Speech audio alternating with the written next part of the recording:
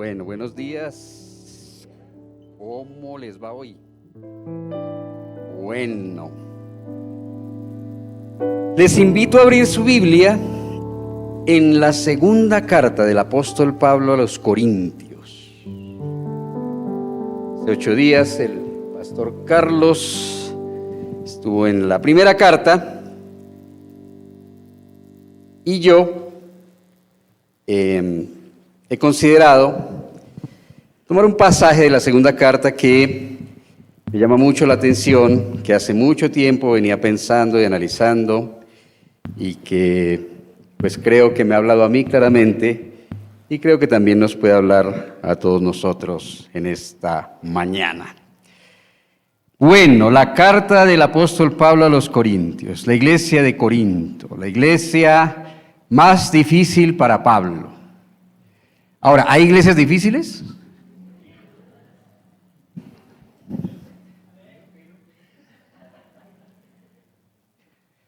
Yo callo mi boca. La iglesia de Corinto fue fundada en el segundo viaje misionero del apóstol Pablo. Se calcula que estuvo más o menos 1 año y medio, 18 meses. En esta iglesia, cuando ya, digamos que consideraba devolverse por el lado de Macedonia, de Asia, otra vez hacia Antioquía, de donde habían salido, y se cree que estuvo Pablo allí junto con Silas y Timoteo, en esta iglesia, levantándola, fundándola y dejándola establecida. Pero la iglesia, viéndose moldeada por la cultura que le rodeaba, en vez de tomar las enseñanzas de Pablo y apegarse a ellas, en vez de considerar a Cristo como la esencia de su vida, el sentido de su vida, empezó a caminar caminos que no coincidían con la fe cristiana. Entonces, en la primera carta del apóstol Pablo a los Corintios, tiene que tratar temas como divisiones. Yo soy de aquel. No, a mí me gusta más el otro. No, yo por el otro me doy la vida. Divisiones en la iglesia. Divisiones tomando como referencia a los líderes de la iglesia. Inmoralidad sexual, había un incesto en la iglesia y nadie decía nada. Todo el mundo calladito. Inmoralidad, desorden, abusos en la Santa Cena. Los que tenían plata venían y comían delante de los que no tenían y se pavoneaban delante de los pobres, creando dolor y tristeza a los hermanos. Se demandaban entre ellos. Se iban a las autoridades judiciales a demandarse, supongo que por cuestiones de plata. Participaban en comidas ofrecidas a los ídolos, usaban mal los dones espirituales y negaban la resurrección de Cristo. Pues yo no sé cómo Pablo sigue llamando esto iglesia, porque no pareciera una iglesia, ¿no? O sea, con todo esto pareciera que no era una iglesia cristiana.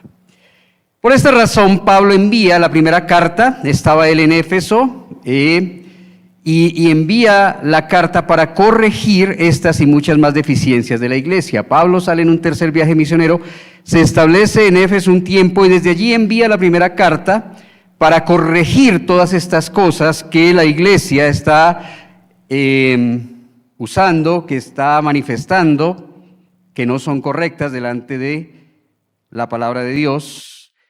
Entonces, en un momento no planeado, hace un viaje desde Éfeso, está ahí al frente. Pues si usted ve en su Biblia, creo que en la parte de atrás hay unos mapas, algunas Biblias traen los mapas ahí dentro de las cartas, y usted ve que Éfeso está al frente más o menos. Éfeso está en la península que hoy es parte, y Éfeso está al frente, y Corinto está al frente en Grecia. Entonces, Pablo se pega el viaje no planeado. Y los enemigos de Pablo, porque Pablo tenía enemigos en la iglesia, lo atacan, y los que él consideraba amigos no lo defienden. Y eso lastimó e hirió demasiado el corazón del apóstol Pablo. La confrontación podría haber tenido unos aspectos más desagradables que no se conocen. Cuando Pablo regresa a Éfeso, después de la triste visita a Corinto, una carta a los hermanos y en el capítulo 2, versículo 4 hace referencia a esa carta. Versículo 4 dice, porque por la mucha tribulación y angustia del corazón os escribí con muchas lágrimas, no para que fuiseis contristados, sino para que supieseis cuán grande es el amor que les tengo. Segunda carta de Corintios, capítulo 2, versículo 4. Esta carta se ha llamado como la carta severa. No la tenemos. No se conoce el contenido de la carta. La carta nunca aparece. La única parte donde se nombra esa carta es aquí en Segunda de Corintios, en el capítulo 2. Pablo dice, con mucha tribulación y angustia del corazón, yo tuve que escribirles a ustedes esa carta dura. Pablo entonces decide ir a Troas, que está ahí más arribita de Éfeso, luego va a Macedonia, lo que hoy es Grecia, y allí quiere encontrarse con Tito, porque él manda la carta con Tito y está esperando que Tito vaya a encontrarse con el primero en Troas, que han de encontrarse en Troas, pero por alguna razón, por la razón de la crisis que se genera en el corazón de Pablo, Pablo no se aguanta estar en Troas. Y dice, aunque se me abrió puerta en Troas, me fui porque no aguantaba. Terrible dolor y crisis debió haber en el corazón de Pablo para que haga eso. ¿Por qué? Porque Pablo, ¿cuál era la esencia de la vida de Pablo? ¿Qué era lo que Pablo anhelaba hacer siempre? Predicar a Cristo, principalmente ¿dónde? Donde no ha sido predicado, para que el hombre de Dios deje el lugar con la puerta abierta y se vaya a otro lado, es porque su corazón estaba destrozado.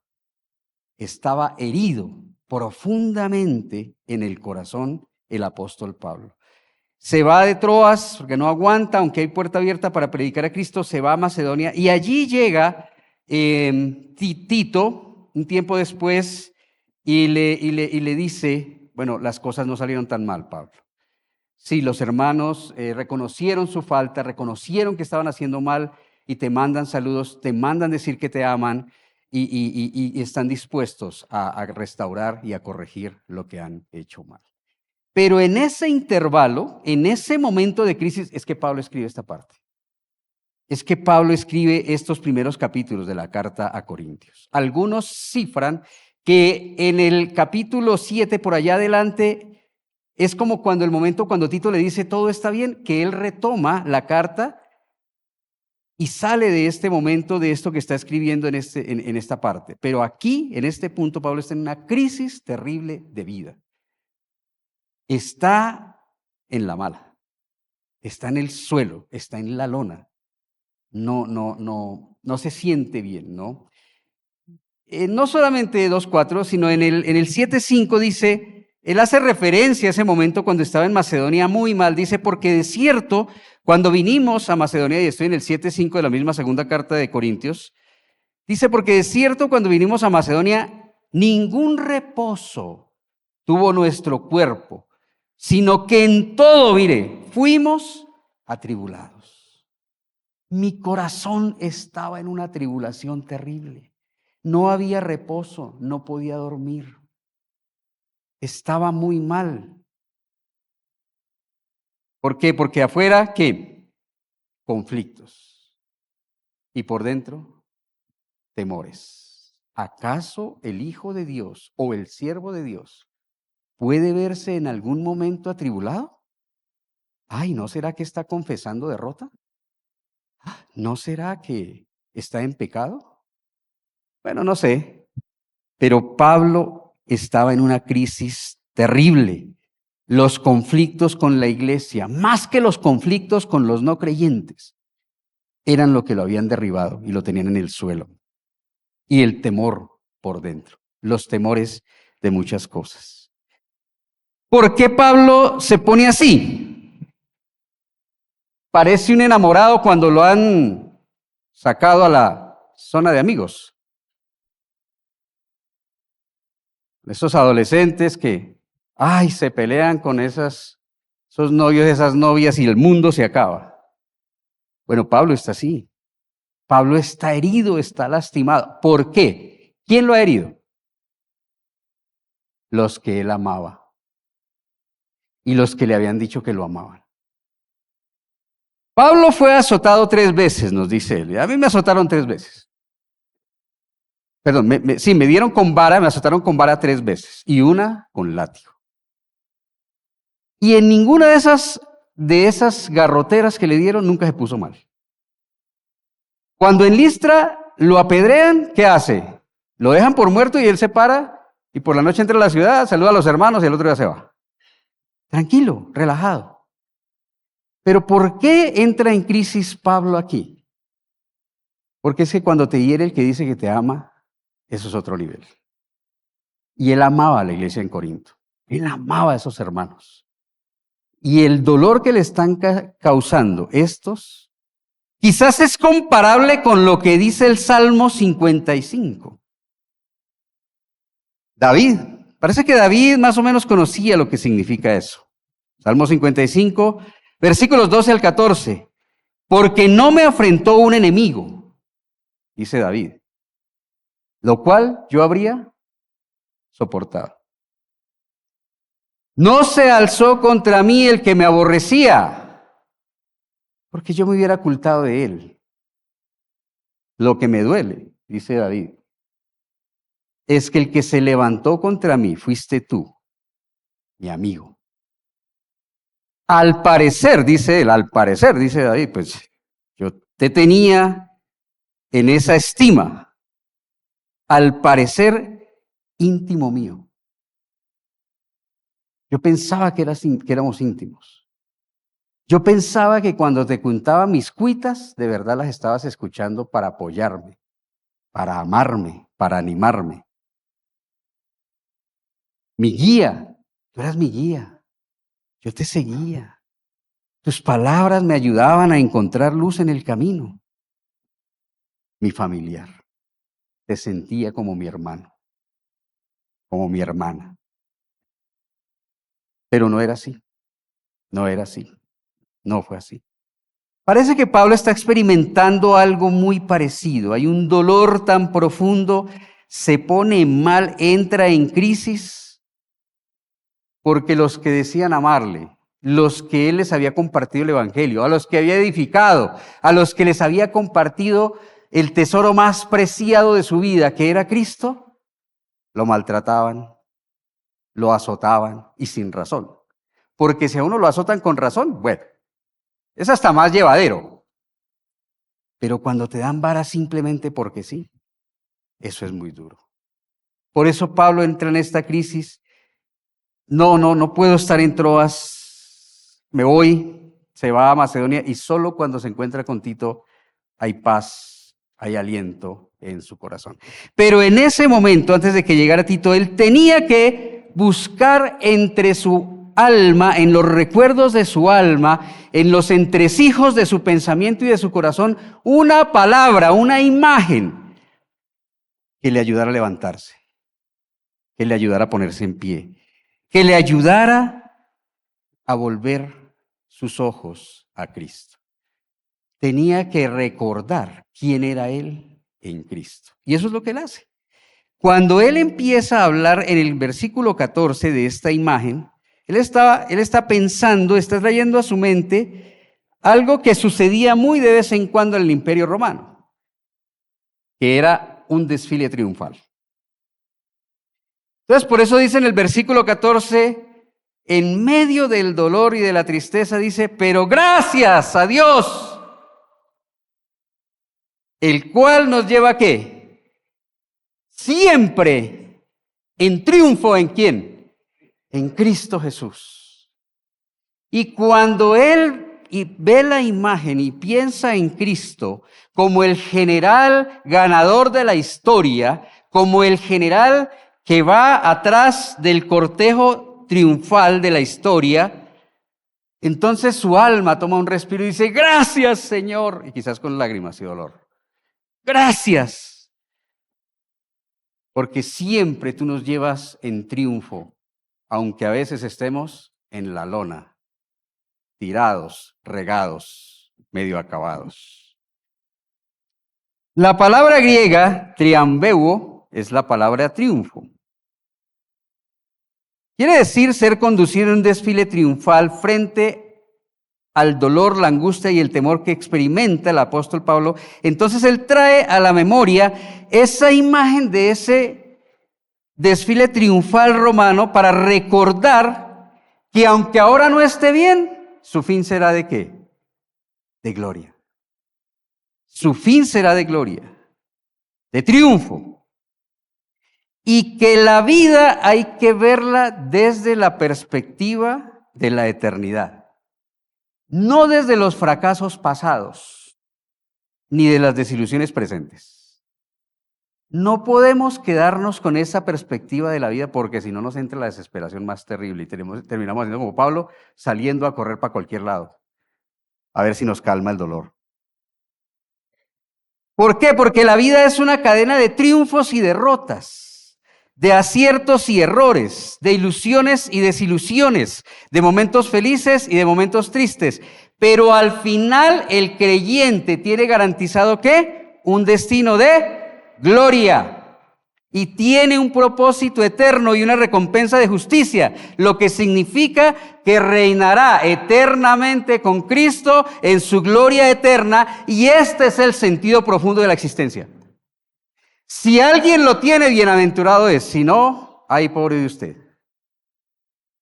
Si usted no tiene seguro que la perspectiva de su vida es que usted es triunfador en Cristo Jesús y que todo lo que le pasa en la vida es simplemente parte de el examen de admisión de la vida eterna, entonces su vida es muy triste, muy gris.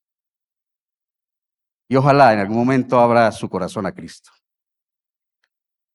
Cuando la vida se torna angustiosa, gris, triste, como Pablo en este momento, es necesario que contemplemos por la fe la esperanza gloriosa que la palabra de Dios nos da y recordar lo que Pablo le había dicho a otra iglesia que no era tan complicada, pero que sí tenía también sus problemitas.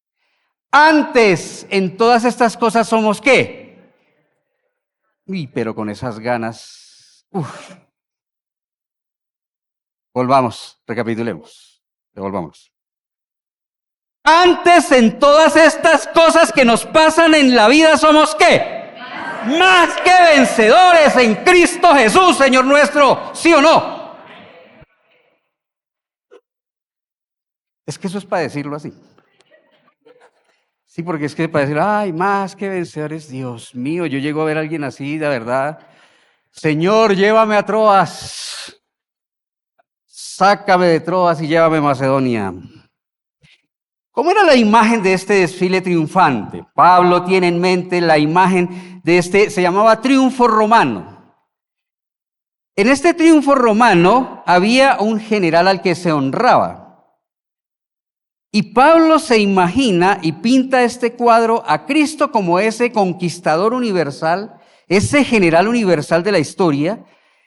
Y el máximo honor que se le podía otorgar a un general romano victorioso en aquel tiempo era ese desfile triunfal, pero para que ese desfile se diera había que cumplir ciertas condiciones. Por ejemplo, tenía que haber sido general en jefe del ejército, no se reconocía a un general de segundo grado, no, tenía que ser el jefe del ejército en esa campaña. La campaña tenía que haberse terminado completamente, la región debía estar pacificada y la tropa debía volver victoriosa al imperio. Por lo menos tenían que haber matado a 5,000 enemigos. Tenía que haber conquistado un territorio nuevo. No era solamente resistir un ataque, repeler un ataque al imperio, no, tenían que haber conquistado tierra nueva para el imperio. La victoria tenía que haberse ganado contra un enemigo extranjero. No se valía, no, es que se rebeló una provincia y yo fui y la aplasté. No. Tenías que haber vencido a un enemigo extranjero. En el desfile, ¿cómo era el desfile? En el desfile el general victorioso marchaba por las calles de Roma hasta el Capitolio y el orden era este. Primero los oficiales del Estado y el Senado, eran los que iban en la primera parte.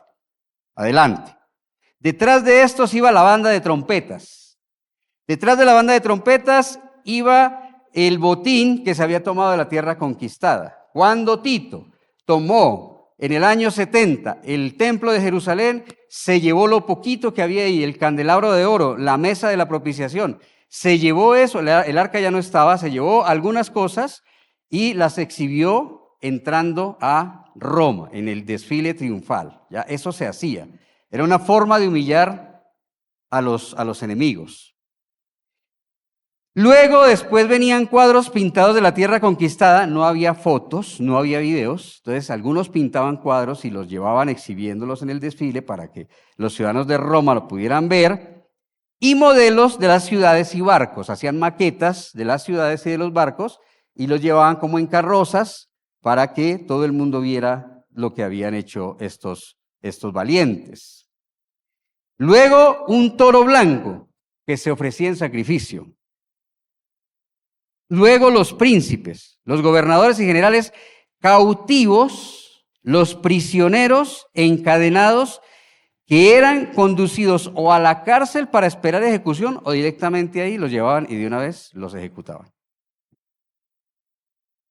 Después de ellos iban los líctores portando varas, seguidos de los músicos con sus liras.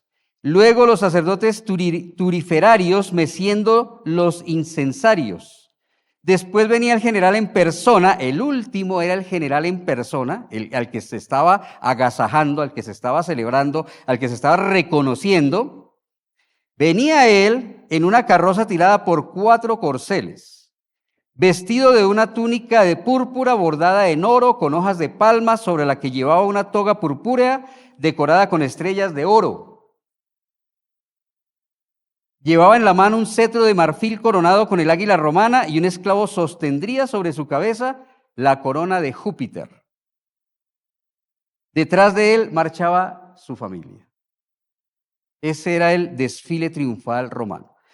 Como no se daba siempre, a veces, esto es información del comentario de William Barclay, él dice, muchas veces ese desfile solo sucedía en una generación. O sea que por eso quizás era tan especial, porque como sucedía quizás en el lapso de una generación, si había uno, el que podía iba y lo veía, porque no se daba siempre. Detrás de él y de su familia iba todo el ejército con sus condecoraciones, gritando, ¡lo triunfe, lo triunfe! Su grito de victoria. Cuando un desfile avanzaba por las calles decoradas, engalanadas, esto era un día singular en Roma, era una cosa que no se veía todo el tiempo. Ese era el cuadro que Pablo trae a su mente en este momento de crisis, de dolor, de angustia, de tristeza, de desilusión, de decepción. Y ve a Cristo desfilando en triunfo por todo el mundo. Y se ve a sí mismo en la comitiva victoriosa. Es un triunfo que Pablo estaba seguro que nada ni nadie lo iba a detener. Yo estoy seguro de lo mismo. El triunfo de Cristo nada ni nadie lo va a detener. En el desfile irían los sacerdotes meciendo sus incensarios repletos. Para los vencedores el perfume del incienso quería decir alegría, victoria y vida.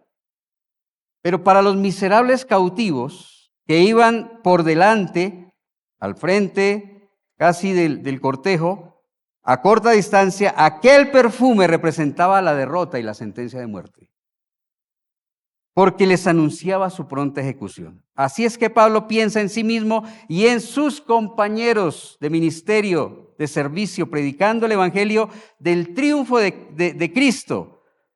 Para los que lo aceptaran traería el aroma de la vida, como a los vencedores. Para los que rechazaran el evangelio, el olor sería ¿de qué?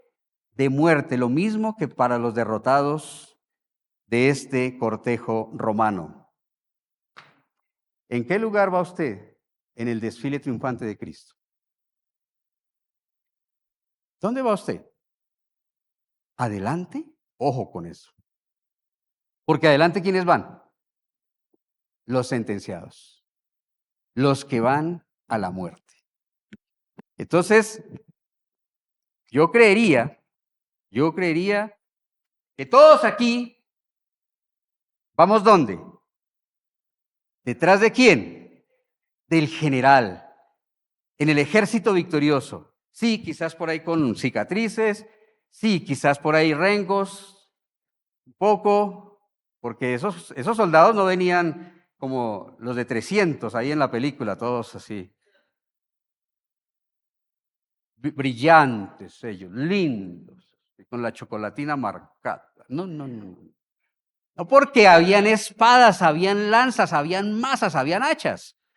Y de todas maneras, aunque un soldado sobreviviera, probablemente lo habían herido varias veces. Así marchamos nosotros en el desfile triunfante de Cristo, con cicatrices,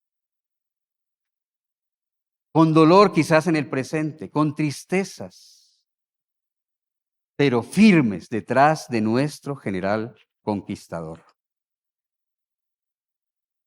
Pablo continúa y entonces dice, y por medio de nosotros manifiesta ¿qué? ¿Pero en dónde? Y por medio de nosotros manifiesta ¿en dónde? En todo lugar, ¿qué? El olor de su conocimiento. El olor de su conocimiento. Versículo 14. Mas a Dios gracias, el cual nos lleva siempre en triunfo en el desfile triunfal de Cristo en la historia universal y por medio de nosotros manifiesta en todo lugar el olor de su conocimiento. ¿Cuál es el perfume más caro del presente? ¿Cuál usa usted? ¿Chanel 5? ¿No? Chanel no le sirve. ¿Cuál? ¿Perdón? ¿Pino Silvestre? Bueno, ese Manuelito Pino Silvestre. Lavanda. Pachulín. La palabra pachulín me recuerda a Marta Sánchez, que ella siempre, ella le molestaba mucho los perfumes baratos. Cuando alguien se acercaba y la saludaba, ella captaba el olor al pachulín y se alejaba. Bueno, en Transmilenio a veces hay unos desfiles de perfumes. No, perfumes, no digo malos olores, en serio. Perfumes, en serio. Pero algunos parecen ser pachulines. Bueno, yo escogí 3. Estos los sacó hace poquito la W, ¿no? Porque hay muchos rankings, ¿no? Pero yo dije, bueno, este es de W y es de abril de este año. Los 3 porque eran 10, pero los 3. A ver. Baccarat Les Larmes Sacrés de Cebes. No sé cómo se pronuncia eso, no sé si es francés, si es griego, si es alienígena. $6,800 la onza. La onza. $6,800 la onza. Alguno aquí dirá, paz. Con lo que traigo en el bolsillo lo compro. Con el vuelto, con el sencillo lo compro. El segundo, a este lo ponen algunos en el primero, pero este está en el segundo lugar. Es un Imperial Majesty Perfume. Este está como más fácil de pronunciar. Dice que tiene toques de vainilla de Tahití y destellos de rosas centáfolis como tributo a Afrodita. Este elixir cuenta con un costo de venta de, ojo, $12,700 la onza. 58 en el cálculo que hizo la W. Bueno, quizás cuando el dólar estaba como a 5,000. Ahora como bajó. Sí, ahora, no, 50 millones la onza es aceptable. O sea, ¿quién entre nosotros no se puede comprar un perfumito de esos? Por Dios, o sea. Bueno, aquí va el monstruoso. DKNY, Golden Delicious se llama. DKNY Golden Delicious. Creado por el famoso diseñador de joyas Martin Katz. Contiene, el tema es que este perfume viene en una botellita que tiene lo siguiente. Tiene un sinnúmero de piedras preciosas entre las que se destacan 183 zafiros amarillos, 2,700 diamantes blancos, un zafiro ovalado de 718 quilates de Sri Lanka, 15 llamativos diamantes rosas de Australia, 4 diamantes talla rosa turmalina paraíba turquesa de 1,6 quilates de Brasil, entre otras cosas. Con todo el trabajo que tiene en su frasco, este perfume tiene un costo total, ojo aquí a la cifra, $1.000.000 vale la botellita. Manuelito dijo eso. Tranquila, Claudita, que eso, el próximo perfume va a ser uno de estos tres. Contiene 2.909 piedras preciosas y un trabajo manual que se extiende a cerca de las 1.500 horas. $1.000.000, un perfume. Pero con todo y lo que estos perfumes tienen, ninguna de estas fragancias tiene lo que tiene el conocimiento de Cristo, que es la capacidad de ¿qué? La capacidad de detener la muerte y el hedor que produce la muerte espiritual en nosotros.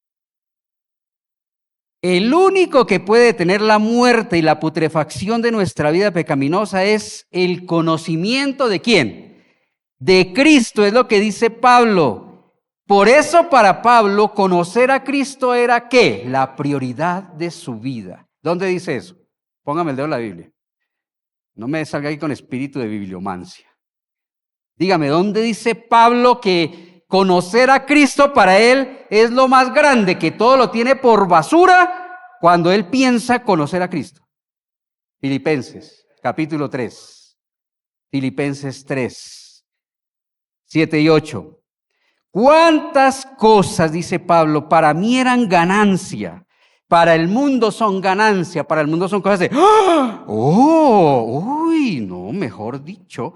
Dice él, todo eso para mí es basura. Lo considero como basura.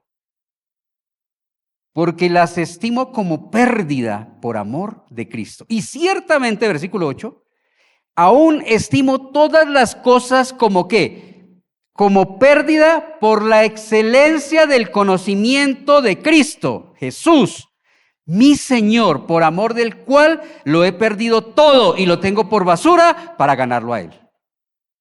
Por eso Pablo dice, Señor, úntame de tu fragancia, porque tu fragancia es la única que me quita este olor apestante, inmundo del pecado. Es la única cosa que nos quita el pecado, que nos lava del pecado. El resto no sirve para nada, son puros pachulines. Las buenas obras, los éxitos personales, los éxitos académicos, los éxitos laborales, todo eso es pachulín. Al lado de Cristo, eso no vale para nada. Para Cristo, ¿qué es para Cristo? Que lo conozcan a Él y conozcan a su Padre. La vida eterna, muy bien. Póngame el dedo en la Biblia. Juan 17:3. Y esta es ¿qué? La vida eterna. ¿Qué? Que te conozcan a ti, el único Dios verdadero, ¿y a quién? A Jesucristo, a quien has enviado. Pablo reconocía que el conocimiento de Cristo en su vida era lo que lo había convertido en un aroma agradable al mundo. Antes de eso, él era una cosa mortecina y apestosa para el mundo. Pero cuando él conoce a Cristo y cuando da su vida a conocerlo en la palabra, en la santidad, en la obediencia, en la vida diaria, él se convierte en un aroma agradable a Dios y al mundo. Y lo que es cierto para Pablo también es cierto para nosotros. Es el conocimiento de Cristo lo único que nos puede hacer agradables a Dios. Lo único que nos puede hacer aceptos delante de Dios. Lo único que va a hacer que Dios no voltee su cara cuando nos vea de lo asqueroso que el pecado nos ha dejado es Cristo. Si tú no tienes a Cristo, cuando el Señor te vea, va a hacer algo como, aléjate de mí. Porque el pecado lo único que produce en nosotros es eso, un aroma mortecino, hediondo, inmundo, una hediondez terrible. Lo único que nos hace agradables delante de Dios y también delante de los hombres Es el conocimiento de Cristo que le da sentido profundo a la existencia. Es el conocimiento de Cristo lo que le da aroma de vida a nuestra vida. Y por eso, si Cristo no está en mí, si Cristo no está en usted, no es más que un aroma desagradable de pecado. Pablo sigue diciendo, pero versículo 15, porque para Dios somos grato olor de Cristo. ¿Por medio de qué? ¿Por medio de qué? Específicamente, versículo 14, ¿por medio de qué? El conocimiento de Cristo. Para Dios somos grato olor de Cristo porque lo conocemos, porque vive en nosotros, porque tenemos una relación cercana con Él.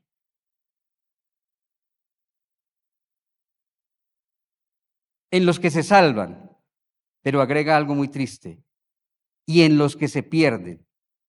A estos versículos 16, ciertamente el olor de Cristo es un olor de ¿qué? De muerte para muerte. Porque para Dios somos grato olor de Cristo en los que se salvan. El aroma de Cristo, cuando actúa en el creyente, lo transforma en una ofrenda agradable, en un aroma agradable a Dios. Pablo dice entonces, conocer a Cristo, conocer su evangelio, conocer su vida, conocer sus promesas, conocer su carácter, creer en Él, hacerlo Señor, hacerlo Dios, hacerlo Salvador, es lo que me va a dar vida y lo que me va a quitar este olor a muerte, este olor a putrefacción que me da y me deja el pecado. Eso es lo que pasa con nosotros cuando no tenemos a Cristo. A eso olemos. Esa es nuestra experiencia, esa es nuestra realidad. Así, con Cristo en el corazón, dice Pablo, es que nuestra vida será un perfume fragante para nuestra familia, para nuestro entorno, para la sociedad, para este país que apesta y hiede a muerte y pecado. Por todo lado, por todo lado, por todo lado. Entonces, ya para ir cerrando, dice Pablo, porque para Dios somos grato olor de Cristo en los que se salvan y en los que se pierden, a estos ciertamente olor de muerte para muerte, el aroma de Cristo, cuando llega a los incrédulos, a los que rechazan el evangelio, se convierte en un aroma para ellos de muerte. Es vida cuando lo acepto, es vida cuando creo, es vida cuando me someto a ese mensaje. Pero cuando lo rechazo y lo resisto, ese aroma, ese evangelio se convierte para el que lo rechaza en un olor, en un aroma de muerte, de sentencia, de derrota.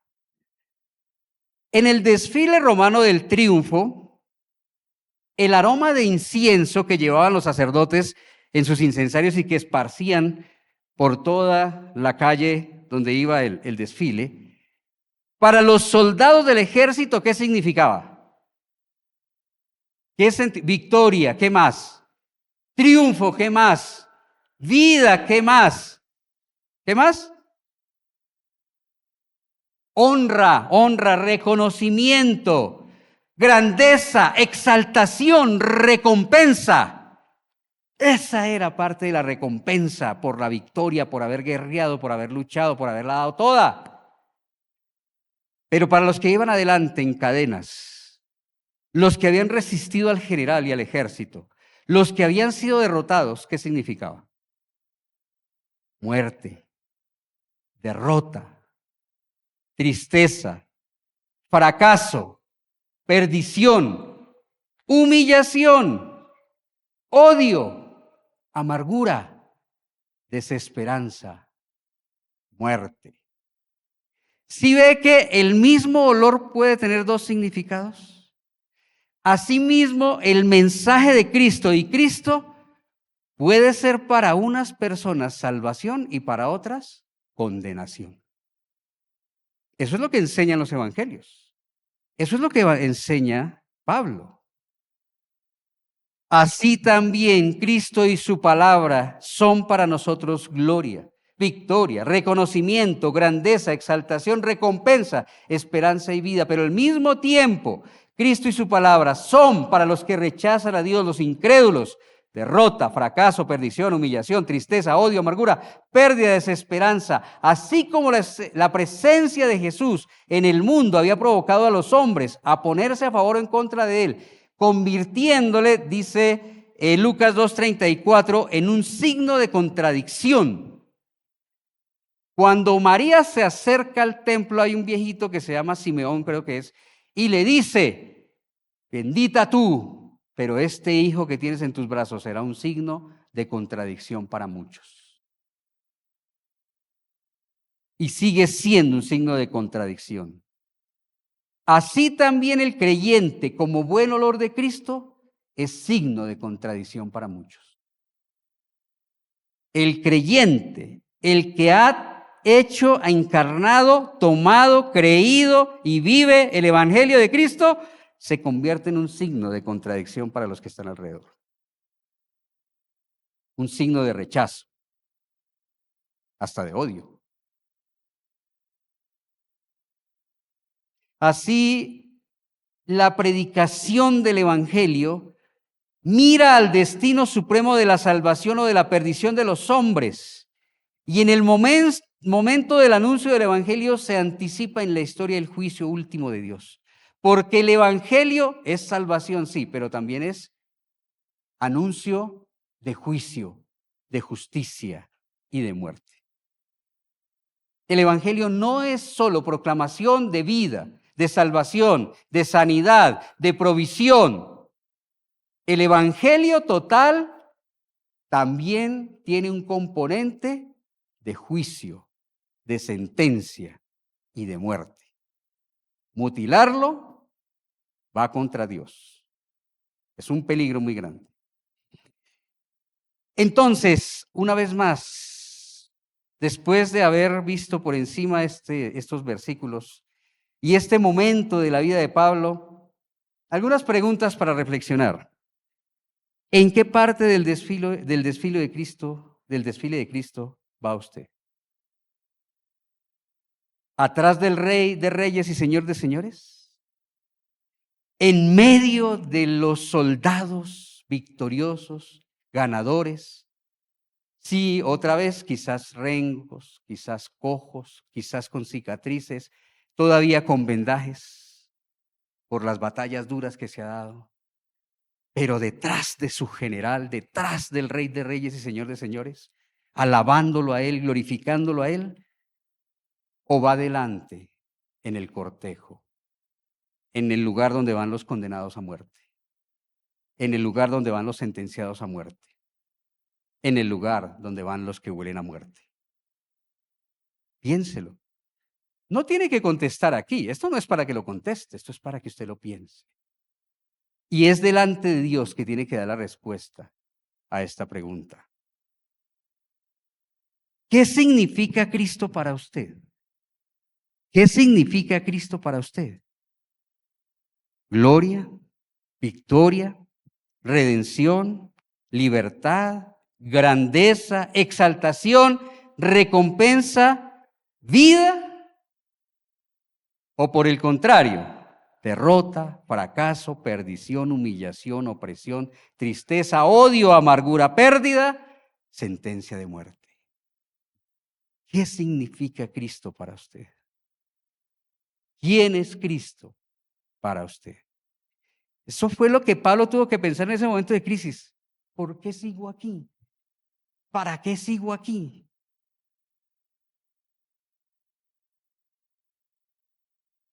¿Quién es Cristo para mí? Cuando la vida se torna difícil, cuando la vida se convierte en un callejón sin salida, cuando la vida parece un laberinto sin respuestas y sin salidas, lo que hay que hacer es volver la mirada arriba y decir: Señor, ¿quién eres tú y quién soy yo para ti? Sienten las personas que viven con usted, que conviven con usted, que trabajan con usted, que estudian con usted, que están con usted, la fragancia de Cristo que debería irradiar su vida? ¿O qué perciben las personas que le rodean? ¿Ninguna fragancia? ¿Neutro? Eso no existe. Perfume neutro no existe. Aroma neutro no existe. ¿U olemos a vida, a esperanza, a ilusión, a bendición? ¿U olemos a odio, a egoísmo, a soberbia, a prepotencia, a mentira, a robo, a injusticia, a pedantería? O sea, solo hay dos olores, dos aromas de la vida. ¿U olemos a lo que huele Cristo, u olemos a lo que huele el pecado? ¿Qué sería más triste? Más triste que en lugar de olor agradable, lo que perciban las personas a nuestro alrededor es olor a eso. Olor a pecado, olor a desobediencia, olor a irreverencia, olor a vulgaridad. ¿A qué huele mi vida? Sería bueno preguntarle a los vecinos, ¿no? Sería bueno preguntarle a los otros. Eso da pena, pero sería bueno un buen escáner, un buen check. Venga, cuando yo me arrimo a usted, ¿yo a qué le huelo? No, ahí a Axe, Rexona. Creo que eso es lo que usamos aquí. Creo que aquí no usamos el Majesty Imperial. No, ¿a qué? No, eso no, es mi vida que te transmite a ti. Cuando tú me ves, cuando me acerco, cuando te hablo, cuando te escribo un mensaje, ¿qué te transmite mi vida? ¿Te transmite algo de Cristo? ¿Te transmite la imagen, el aroma, la vida de Cristo o qué? Son preguntas para pensar. Cierre sus ojos. Si quiere, incline su cabeza. El pastor Hernando ya va a subir para, con unos acordes, acompañar este momento de cierre de este tiempo, de esta reflexión.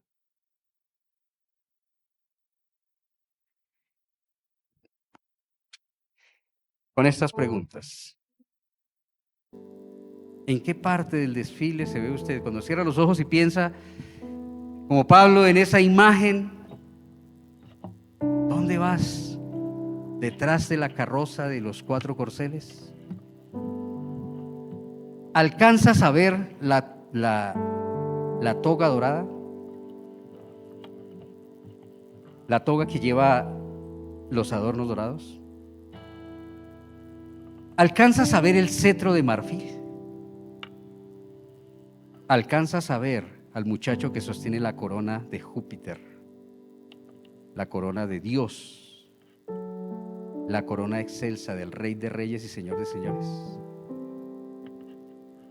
Si es así, es porque has caminado cerca de Él, tan cerca que Él te puso ahí atrás, en la primera línea donde van los soldados.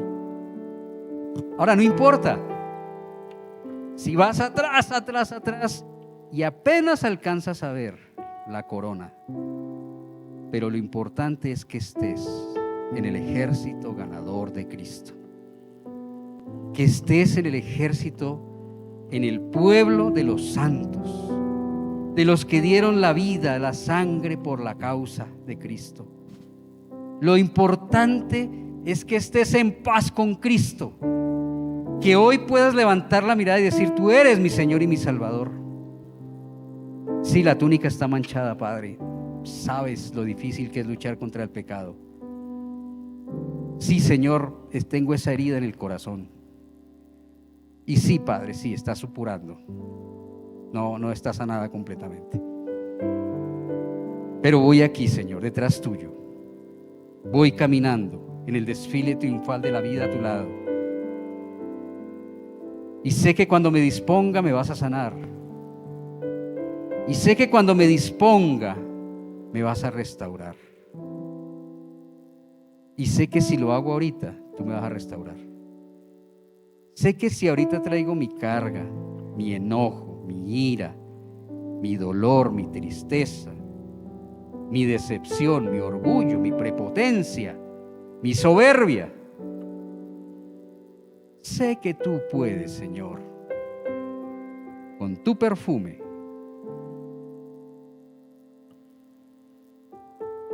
darme vida, darme olor a vida, darme vida eterna por medio de tu toque, de tu palabra, de tu amor.